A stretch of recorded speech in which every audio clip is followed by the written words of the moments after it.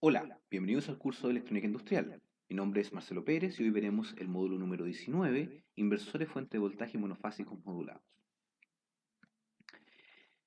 Vamos a ver el inversor semipuente. Este inversor semipuente ya lo habíamos visto en la modulación cuadrada, en donde el pulso de disparo SA del interruptor de arriba estaba encendido la mitad del tiempo y apagado la mitad del tiempo. De esta forma, ya que el interruptor de abajo era el negado, el voltaje de salida era una onda cuadrada donde la mitad del tiempo estaba en BDC medios y la mitad del tiempo en menos BDC medios. De esta forma, no se podía controlar el voltaje fundamental de la salida, sino que este era siempre constante.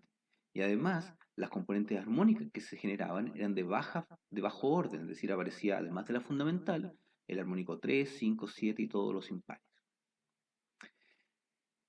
En el inversor modulado, el pulso de disparo ahora no se mantiene encendido todo el tiempo, sino que el ancho del pulso se va ajustando, se van generando un tren de pulsos con anchos ajustables.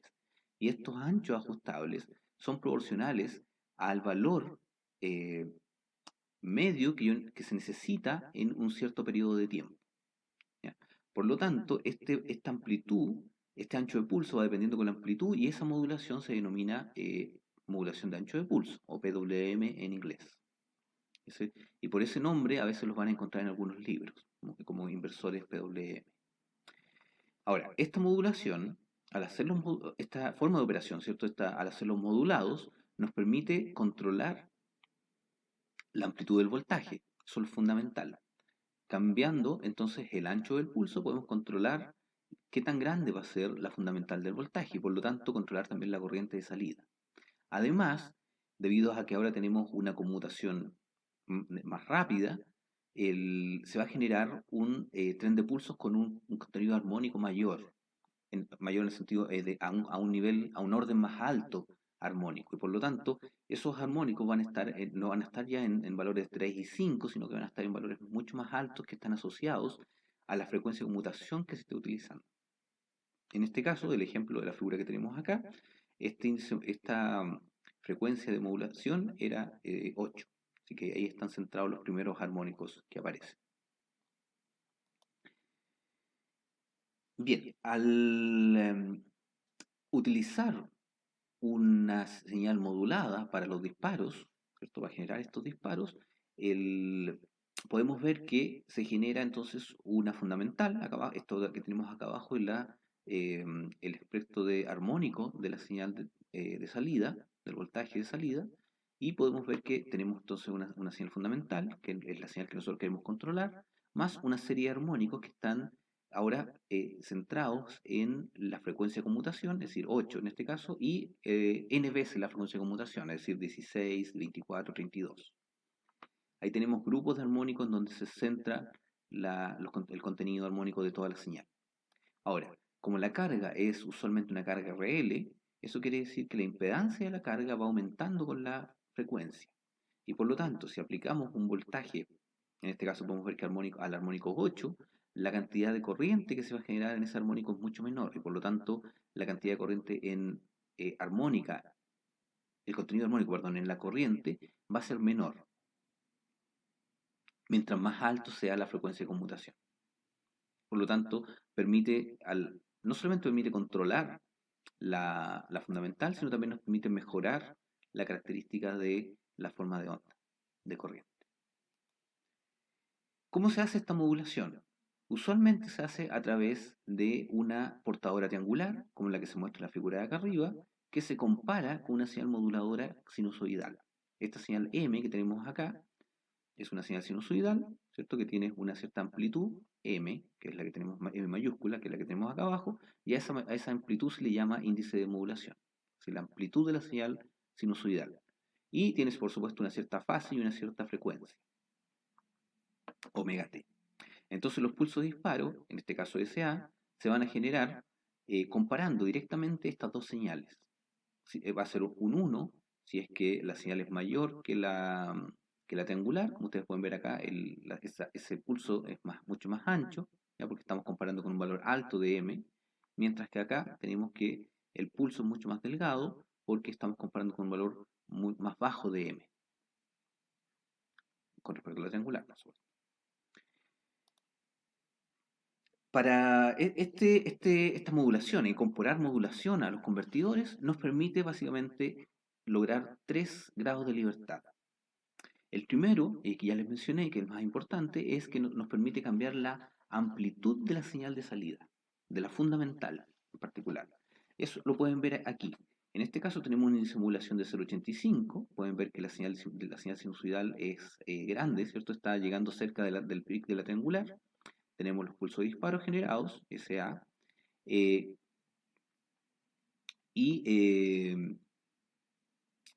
entonces podemos ver en la fundamental que también tiene un valor alto, cercano a BDS medio. Si bajamos, si reducimos el índice de modulaciones y hacemos que la sinusoidal tenga una amplitud menor, podemos ver que cambia el patrón de disparo, la señal de pulsos va cambiando.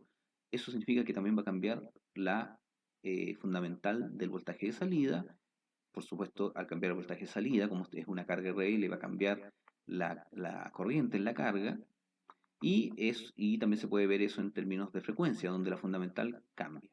Si disminuimos aún más esa señal, aquí estamos en 0,15, podemos ver que de nuevo el pulso de disparo cambia, se vuelve, fíjense que mientras más pequeño el índice de modulación, ¿cierto? La señal moduladora, más cercano a un tren de pulsos se convierte esta señal. La señal de disparo y por lo tanto también el voltaje de salida. Tiene entonces menor componente fundamental, la corriente tiene menor componente fundamental y eso también se ve en el espectro armónico. Voy a devolverme para que puedan ver las tres. Ahí pueden ver cómo se mueven eh, los pulsos de disparo, el voltaje de salida, la corriente de salida y el espectro armónico cuando se mueve la fundamental. Algo interesante, fíjense que se mueve la fundamental de voltaje, disminuye, pero el armónico que está en la frecuencia de conmutación, o sea, la frecuencia 8, mantiene su valor, no cambia. Y eso porque ese está asociado a la frecuencia de conmutación, no a la fundamental. Un segundo grado de libertad que tenemos es la frecuencia, es decir, podemos cambiar la frecuencia del voltaje de salida. Eso lo pueden ver aquí en este dibujo, en donde tenemos la triangular, ¿cierto? La modulante, tenemos la moduladora, que es la sinusoidal que tenemos acá, que tiene un cambio en su frecuencia, parte con una frecuencia baja y empieza a aumentar. Y al mismo tiempo aumenta la amplitud. Aquí estamos haciendo un cambio doble de frecuencia y amplitud. Eso significa, al hacer la comparación entonces entre la triangular y esta señal moduladora, perdón, va a generar entonces un tren de pulsos. Aquí ustedes pueden ver que ese tren de pulsos tiene amplitudes distintas dependiendo del valor de la señal M. Cuando la señal M es más grande, esos pulsos son más anchos. Cuando la señal M es más pequeña, esos pulsos son más delgados. Estos pulsos entonces van a generar voltaje de salida y ese voltaje de salida va a tener como característica que su fundamental también va cambiando en acuerdo, en forma concordante al índice de modulación, es decir, a la señal moduladora que tengo acá arriba. ¿Ya? Su componente fundamental va a ser la misma de arriba. Y por lo tanto, si el voltaje de salida cambia en su frecuencia, también va a cambiar la corriente de salida. Aquí pueden ver efectivamente que la corriente de salida parte siendo una señal con una cierta frecuencia y se empieza a volver cada vez más rápida. Entonces tenemos esos 2 grados de libertad que están relacionados con la señal M, con el índice de modulación, con la señal de modulación. Ahora, tenemos un tercer grado de libertad que es la frecuencia de la portadora. Uno puede elegir cuál es el valor de frecuencia de la portadora que va a utilizar, por supuesto dentro de ciertos rangos. ¿Cuál es la característica principal de esta señal, de esta frecuencia? Es que mientras más alta la frecuencia, el espectro armónico se va desplazando hacia valores más altos. Y por lo tanto, como la carga es una carga RL, mientras más alta la frecuencia armónica, más atenuación va a tener la corriente con respecto al voltaje. Eso significa que, aquí podemos ver, en esta figura yo tengo una frecuencia de conmutación de 8, y pueden ver que tenemos la fundamental y los primeros armónicos aparecen en torno al 8, al valor 8, al armónico 8, y que tiene un cierto valor armónico. Ese valor armónico nos genera entonces una cierta corriente armónica que tenemos acá y que ustedes pueden ver aquí en el tiempo que tiene un ripple apreciable. Ahora, si cambiamos la frecuencia de conmutación al doble, a 16, podemos ver que ahora el primer armónico, los primeros armónicos se centran en torno al armónico 16. ¿Ya? La amplitud del armónico de voltaje es exactamente la misma. ¿Ya? Vamos a ir hacia atrás. Entre el 8 ahí y el 16 acá, la amplitud que está en el armónico fundamental de la conmutación es más o menos la misma, pero como estamos en una frecuencia más alta, la, la impedancia que ve este voltaje es mayor. Por lo tanto, la corriente que circula es menor que en el caso anterior y ustedes pueden ver efectivamente que el ripple disminuye. Por lo tanto, mientras más alta la frecuencia de conmutación, más pequeño es el ripple y por lo tanto mejora la calidad de la corriente. Los ejemplos que estoy mostrando acá y que vamos a ver a lo largo del módulo están hechos con una frecuencia de conmutación bastante baja, que es 8 o 16. En la práctica, ese orden es mucho más alto. Ya estamos hablando de que eh, para inversores que se ocupan en motores, tenemos que la frecuencia fundamental son 50 Hz y la frecuencia de conmutación está en el orden de 3 kHz, es decir, 60 veces más grande. Ahora, para poder analizar la operación del convertidor semipuente, del inversor semipuente, vamos a analizar cada uno de los estados de conmutación, tal como hemos hecho en el resto de los convertidores. Tenemos en este caso dos estados de conmutación. El estado de conmutación 1, en donde el pulso SA está encendido. Eso quiere decir que el de abajo, que es SA negado, está apagado y por lo tanto el punto A está conectado a BDC y el punto O está conectado a BDC medios, que es este divisor capacitivo que tenemos acá. Por lo tanto, el voltaje entre A y 0 sería BDC medios. Y la corriente la corriente de la fuente, ¿cierto? El IDC correspondería al I0. Eso lo podemos ver ahí. Tenemos entonces el pulso de disparo es 1, el voltaje de salida es BDC, medios, y tenemos entonces la corriente de entrada es la corriente de salida. Dependiendo el signo de la corriente, puede activarse el transistor, como el caso que tenemos acá. Si la corriente es positiva, la corriente circula por el transistor, y si la corriente es negativa, que es el segundo caso que tenemos acá, circula a través del diodo. Ahora, en ambos casos, la corriente aumenta. Ustedes pueden ver que en estos dos casos la corriente está aumentando. ¿Ya? Ese aumento de corriente nos puede servir después para calcular el ripple que queremos o que pensamos lograr la corriente, en la corriente, ¿cierto? Y nos va a servir para poder diseñar los inductores de la carga. El segundo estado de conmutación es cuando SA es igual a 0. En ese caso tenemos que el negado se enciende y por lo tanto tenemos encendido el transistor de abajo. Este punto A se conecta a tierra y el punto O sigue conectado a la mitad entre el voltaje VDC y 0, por lo tanto esto es VDC medios.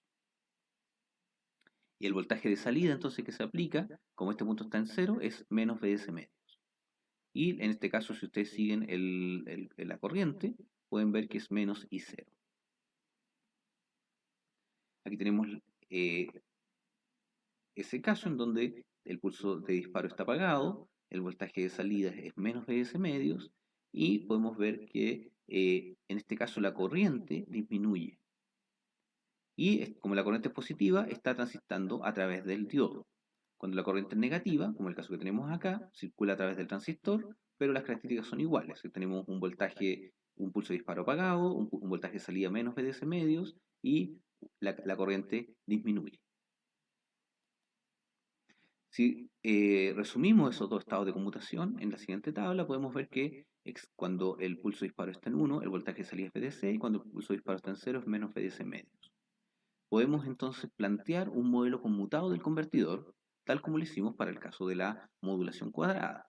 Y en ese caso tenemos que el voltaje VA0, que es el voltaje que tenemos acá, corresponde al voltaje VA, que es VDC por SA, es decir, si el SA es 1, el voltaje VA es VDC, si el voltaje el pulso SA es 0, el voltaje VA es 0. ¿Ya? Por lo tanto, depende de SA, por esta expresión que tenemos aquí. Menos el voltaje V0. Y el voltaje V0 es constante, eso es VDC medios. Siempre está igual porque es el punto medio entre un divisor capacitivo. No cambia. Por lo tanto, si sacamos factor común el voltaje VDC medio, nos queda esta expresión para el voltaje de salida. Ahora, para la corriente de entrada, se fijan que tiene la misma expresión. Es decir, es I0 cuando el interruptor es 1 y menos I0 cuando el interruptor es 0. Por lo tanto, la expresión de conmutación es exactamente la misma, 2SA menos 1, es la misma que el voltaje, pero esta vez en lugar de multiplicarse por BS medios, como tenemos acá arriba, se multiplica por el I0. Ahora, este modelo conmutado relaciona el voltaje de salida y la corriente de la fuente, ¿cierto? El IDC, con el estado de conmutación. Nos dice si la corriente, el voltaje va a aumentar o disminuir, o la corriente va a aumentar o disminuir, pero no lo relaciona todavía con la señal moduladora. Por lo tanto, necesitamos un paso adicional en donde podamos hacer una relación entre la señal moduladora, ¿cierto? La señal sinusoidal que habíamos visto anteriormente, y el pulso de disparo. Para eso vamos a considerar lo siguiente. Vamos de nuevo a considerar una señal triangular, una portadora triangular y una señal moduladora que es sinusoidal. Esta señal sinusoidal entonces va a tener un índice de modulación m, una amplitud, ¿cierto? M, multiplicada por un seno de omega t. Una vez que se haga la comparación entonces entre estas dos señales, voy a tener el siguiente pulso de disparo, SA, que está acá abajo, que es una señal conmutada, una señal que va entre 0 y 1. Si aplicamos la transformada de Fourier a esta señal conmutada, podemos ver lo siguiente, podemos ver que aparece un valor medio, y ese valor medio es siempre 0,5. Eso siempre va a aparecer en las señales de conmutación. Intuitivamente ustedes pueden ver que es 0,5 porque esta señal es simétrica, tiene simetría de medio ciclo. Es decir, el medio ciclo que tenemos acá, por ejemplo, estos dos pulsos, este pulso delgado que tenemos acá, va a contrarrestar de cierta forma al pulso delgado que tenemos acá que llega a 1. Y por lo tanto, el valor medio de todo esto, usted calcula el valor medio de la señal, va a ser siempre 0,5, no importando o no siendo dependiente del índice de modulación. Después de ese valor medio, ¿cierto? Ese A0 que tenemos acá, tenemos una componente fundamental, que es el SA1 que se muestra acá, y ese SA1 sí depende del índice de modulación. Este SA1, de hecho, es la mitad de la señal modulante. ¿Ya? ¿Por qué es la mitad? Porque recuerden que el pulso de disparo va entre 0 y 1, por lo tanto, si le sacamos el valor medio, que es 0,5, nos queda solamente una extensión de 0,5, entre 0 y 0,5 y 0,5 y 1. Por lo tanto, para un índice de modulación 1, es decir, cuando la señal M va entre el máximo 1 y el mínimo menos 1, la señal SA1 que tenemos acá, como máximo va a ir al 1 arriba y al 0 abajo. Por lo tanto, es la mitad de la señal M. Y efectivamente acá podemos ver al hacer la transformada de Fourier, obtener la transformada de Fourier, obtenemos que la primera componente fundamental entonces es un medio de m seno de omega t. Luego tenemos el resto de los componentes armónicos, que son los que le dan la forma de onda conmutada, ¿cierto? Que van desde el h igual a 2 hasta infinito. Estos mismos componentes armónicos los podemos ver acá abajo, ¿cierto? Acá tenemos en términos armónicos el h y la amplitud. Podemos ver la componente de C, que es un medio, y la componente fundamental, que tiene un valor que en este caso es el M085, por lo tanto esto es 0,475. Luego tenemos las componentes armónicas, ¿cierto? Las que están en esta sumatoria, que corresponden a todas las componentes que hay desde el 2 en adelante. En este caso, como la fundamental está en 8, entonces nos corresponden los que están cerca de 8, los que están cerca de 16 y 24, 32, todos los armónicos que son múltiplos de la frecuencia fundamental. Bien, para hacer el análisis entonces de la modulación no vamos a considerar todos los componentes armónicos. Solamente nos vamos a quedar con la componente de C, que es esta que tenemos acá, y la componente fundamental. Entonces, la señal de modulación SA va a estar modelada, ¿cierto? Matemáticamente por una componente continua, que va a tener un valor de un medio, que es SA0, y una componente alterna de frecuencia fundamental, SA1, que tiene una amplitud M, y que depende de la señal moduladora. Entonces, reemplazando esa señal SA, ¿cierto? Que recuerden que es un modelo, reemplazándola en la expresión del voltaje, que que tenemos acá, nos queda lo siguiente, el voltaje BDC por SA, es decir, por un medio más un medio M seno de omega t, menos BDC medios. ¿Ya? Este era el voltaje que estaba en la conexión al punto medio entre los dos condensadores. Luego, Una vez reemplazado, podemos ver que el voltaje VDC medio se cancela, la componente DC, y nos queda solamente la componente fundamental. Y por lo tanto, el voltaje de salida va a ser VDC por M seno omega t. Aquí podemos reconocer que este M seno omega t es nuestra señal moduladora que tenemos arriba. Y por lo tanto, este voltaje de salida corresponde simplemente a una amplificación de la señal M, de la señal de control que vamos a usar después, eh, por el valor VDS medio. Es decir, el inversor semipuente se comporta como un amplificador de voltaje. Esa es la conclusión más clave o más fundamental de este circuito. Veamos qué pasa con la corriente. Bien, la carga es una carga RL, por lo tanto la ecuación que rige el comportamiento de la corriente está dada por esta expresión, donde el voltaje de salida es la derivada de la corriente por la inductancia más la corriente por la resistencia. Ahora, si consideramos que tanto el voltaje como la corriente tienen solo la componente fundamental, es decir, no estamos considerando solamente el V01 y el I01, que están en verde acá, estas dos formas de onda que tenemos acá, podemos expresar esta misma expresión de arriba en términos fasoriales, que es que tenemos acá, y nos queda B0 igual a J omega L y 0 más R0. Por lo tanto, podemos calcular la amplitud de la corriente y su ángulo. Y esa amplitud de la corriente está dada por esta expresión, donde MB0 medios corresponde a la amplitud de B, la fundamental de B0, dividido por la impedancia. Y el ángulo está dado por el ángulo de la impedancia, el arco tangente de omega L partido por R. Con eso entonces podemos calcular cuál va a ser la amplitud de la corriente, ¿cierto? Es decir, la amplitud de esta señal verde, recuerden que la señal verde no es la roja, no es la corriente real, porque a esa amplitud tendríamos que sumarle después el ripple. Y también podemos calcular el ángulo con respecto al ángulo del voltaje. ¿Ya? Y el ángulo del voltaje es el mismo ángulo de la señal moduladora. Una vez entonces que tenemos la corriente en términos de amplitud y ángulo, podríamos calcular la corriente de entrada. La corriente de entrada está dada por la multiplicación de I0 por M. ¿Ya? Esto se desprende del el voltaje de salida, recuerden que era el VDC medios por M, ¿ya? En donde toda la función de conmutación se transformó en un M, en el caso de la corriente exactamente lo mismo. Toda la función de conmutación que multiplicaba el IDC, ahora se transformó en simplemente la señal de modulación. Ahora, estas dos señales, la señal I0 y la señal M, que ustedes pueden ver aquí, el M es una sinusoidal y el I0 es una sinusoidal. Por lo tanto, podemos las componentes fundamentales. Por lo tanto, podemos reemplazar las componentes fundamentales de ambas señales y nos queda el I0 por el seno de omega t más phi por el M por el seno de omega t. Y aquí tenemos que usar una identidad trigonométrica. Esta identidad trigonométrica se va a utilizar bastante en este capítulo porque vamos a trabajar con señales sinusoidales a lo largo de los distintos inversores que vamos a ver y también los rectificadores. Por lo tanto, es útil que ustedes la practiquen para que la utilicen. Y esa identidad trigonométrica corresponde a la multiplicación de un seno por un seno. Esa multiplicación de un seno por un seno corresponde a un medio el coseno de la resta menos un medio el coseno de la suma de los ángulos. ¿Ya?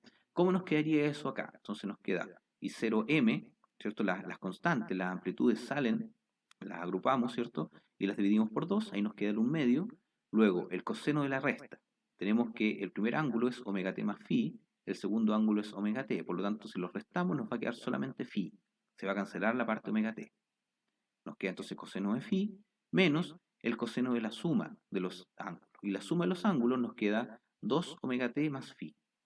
Por lo tanto, la corriente de C, que es la corriente que tenemos acá abajo en azul, tiene dos componentes. Una componente continua, que está dada por el coseno de phi, y una componente de segunda armónica. Para encontrar el valor medio de esta corriente, es decir, esta línea naranja que vemos acá, tenemos que despreciar el segundo armónico y quedarnos solamente con la componente de C. Y por lo tanto podemos decir que la amplitud de la corriente de C, que se puede utilizar después, por ejemplo, para calcular la potencia de entrada, está dada por la amplitud de la corriente, que ya sabemos cómo calcularlo por la expresión que tenemos acá arriba, por el m medios, por el coseno del ángulo, que es el ángulo de t. Y fíjense que esta señal aquí no depende del t, sino que es todo lo que dependía del omega t, ¿cierto? Todo lo que era dependiente del tiempo, no se consideró, solamente se consideró el valor medio. Bien, con eso terminamos entonces el análisis de inversor semipuente modulado. Muchas gracias.